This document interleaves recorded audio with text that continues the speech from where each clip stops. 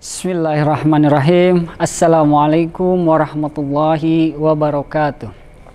Alhamdulillahilladzi arsala rasulahu bil huda wa dinil haq liyudhhirahu 'alad dini kulli wa kafa billahi syahida. Asyhadu an la ilaha illallah wahdahu la syarikalah wa asyhadu anna Muhammadan abduhu wa rasuluh. Allahumma salli ala Muhammad wa ala ali Muhammad kama sallaita ala Ibrahim wa ala ali Ibrahim wa barik ala Muhammad wa ala ali Muhammad kama barakta ala Ibrahim wa ala ali Ibrahim fil alamina innaka Hamidum Majid.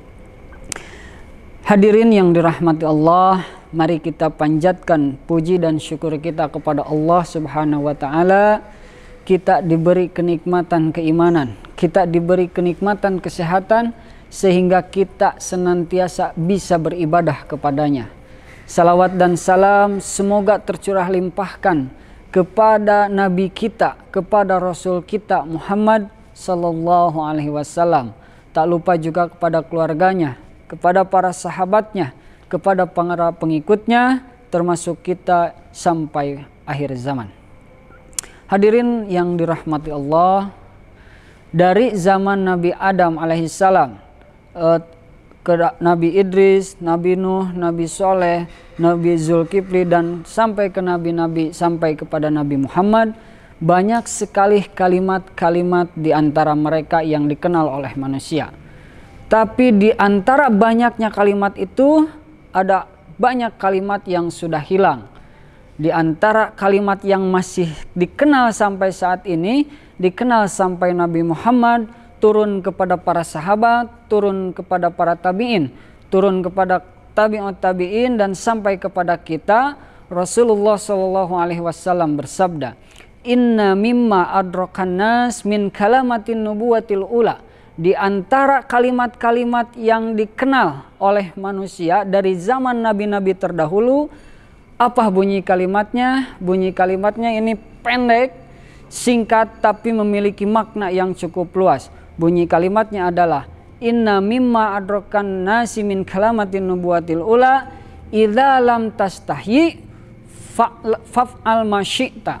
Idza lam tastahyi, jika engkau tidak mempunyai rasa malu, fa'al ma syi'ta, maka lakukan apapun yang engkau suka. Jika tidak ada rasa malu, tidak ada rasa sungkan dalam diri engkau, tidak ada rasa segan dalam diri engkau, makarlah sesuka hatimu di muka bumi Allah. Apa inti dari pelajaran hadis ini?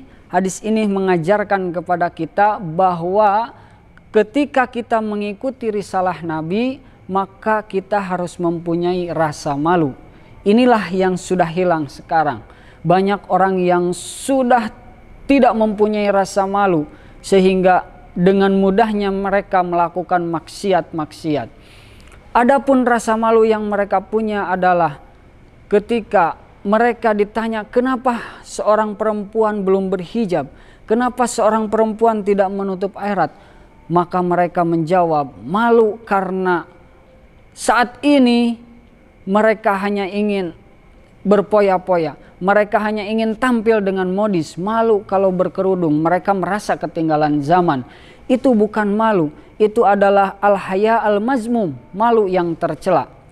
Seorang pemuda bila ditanya kenapa tidak pergi ke masjid, kenapa kamu menongkrong di jalanan mabuk-mabukan, mereka merasa malu karena mereka masih muda, ingin menghabiskan masa muda. Nanti kalau sudah tua baru melaksanakan hal-hal ibadah. Itu namanya malu yang tercela, bukan malu yang sebenarnya. Malu yang sebenarnya adalah ketika Allah berikan umur panjang, kenapa tidak digunakan untuk beribadah kepadanya? Ketika Allah memberikan tubuh yang sehat, kenapa tidak digunakan untuk mengajak manusia dalam kebaikan? Ketika Allah memberikan rizki anak yang soleh, kita malu. Ketika Allah memberikan rizki anak yang banyak, kita malu tidak ada anak yang soleh dan soleha. Ketika Allah memberikan rizki yang banyak, kita malu ketika rizki itu tidak digunakan dalam menolong agama Allah. Hadirin rahimakumullah, di mana letak malu itu? Di dalam tubuh manusia ada segumpal darah yang apabila segumpal darah itu baik, maka baiklah seluruh tubuhnya. Dan apabila segumpal darah itu buruk, maka buruk pula seluruh tubuhnya. Apa segumpal darah itu? Segumpal darah itu adalah hati. Di sana letak iman. Di dalam hati letaknya ridho. Di dalam hati letaknya tawakal. Dan di dalam hati pula letaknya benci. Di dalam hati letaknya amarah, dan di dalam hati pula letaknya rasa malu. Maka sepatutnya kita harus selalu membersihkan hati kita.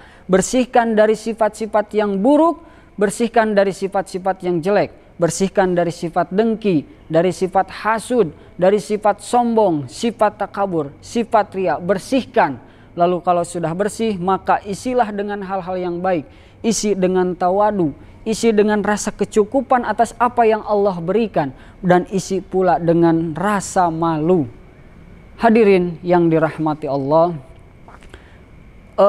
kita harus berhati-hati. Ketika rasa malu sudah tidak ada dalam diri kita, maka itu menjadi awal kebencanaan bagi seorang hamba. Rasulullah Shallallahu Alaihi Wasallam bersabda, "Idza aradallahu bi abdin halakan." Jika Allah hendak membinasakan seorang hamba, apa yang Allah lakukan? Kata Rasulullah, Allah tidak menjadikan seorang hamba itu sakit. Allah tidak menjadikan seorang hamba itu miskin. Allah tidak menjadikan seorang hamba itu terkena musibah. Tapi ketika Allah murka kepada seorang hamba, pertama yang Allah lakukan adalah nazza'a minhul haya. Allah cabut rasa malu dalam dirinya. Ketika Allah sudah mencabut rasa malu dalam dirinya, faida naza'a minhul haya, ketika rasa malu di dalam diri seorang hamba sudah Allah cabut, maka seorang hamba itu berada dalam mukitan mumakkatan, berada dalam keadaan Allah murka kepadanya. Ketika Allah sudah murka kepadanya, maka yang kedua yang Allah cabut adalah naza'a minhul amanah. Allah cabut rasa amanah dalam dirinya. Ketika amanah sudah dicabut, maka dia berada dalam keadaan dusta. Karena lawan dari amanah adalah dusta. Ketika seseorang sudah berdusta, maka tidak akan ada lagi orang yang percaya kepadanya. Dia akan melakukan segala tipu daya. Dia akan menjadi orang yang licik, menjadi orang yang zalim. Ketika rasa amanah sudah Allah cabut dalam dirinya, dia menjadi seorang yang pandai menipu, lalu Allah akan cabut nazza'a minhul rahmah. Allah cabut rasa kasih sayang dalam dirinya. Karena rahmat, seorang ibu dengan penuh keridhaan merawat anaknya dari kecil hingga dewasa. Karena rahmat, seorang ayah rela banting tulang untuk menafkahi keluarganya. Karena rahmat, seorang guru dengan ridho, dengan ikhlas memberikan semua ilmu kepada muridnya. Kalau rahmat itu sudah dicabut dari seorang hamba, maka seorang ibu pun akan tega membuang anaknya. Seorang ayah akan tega membunuh anaknya, membunuh istrinya. Seorang suami membunuh istrinya. Hadirin rahimakumullah, betapa Allah murka kepada seorang hamba. Allah ingin membinasakan seorang hamba, maka langkah awal yang Allah lakukan adalah mencabut rasa malu. Ketika malu itu hilang, bagaikan sebuah pondasi bangunan. Ketika pondasinya hancur, maka bangunan yang lainnya pun akan hancur. Maka kita harus patut berhati-hati memelihara rasa malu dalam diri kita. Jangan sampai kita menjadi orang-orang yang tidak malu melakukan maksiat. Ketika kita tidak ada malu di hadapan manusia, atau lagi kita tidak ada malu bermaksiat di hadapan Allah Subhanahu wa taala. Hadirin rahimakumullah, mari kita renungkan. Kita periksa lagi. Jangan sampai rasa malu yang ada di dalam diri kita itu hilang, karena akan menjadi celaka bagi kita. Kita berdoa kepada Allah, mudah-mudahan kita menjadi orang-orang yang Allah jaga rasa malunya. Mudah-mudahan kita menjadi hamba-hamba Allah yang selalu Allah bimbing untuk selalu menjaga rasa malunya.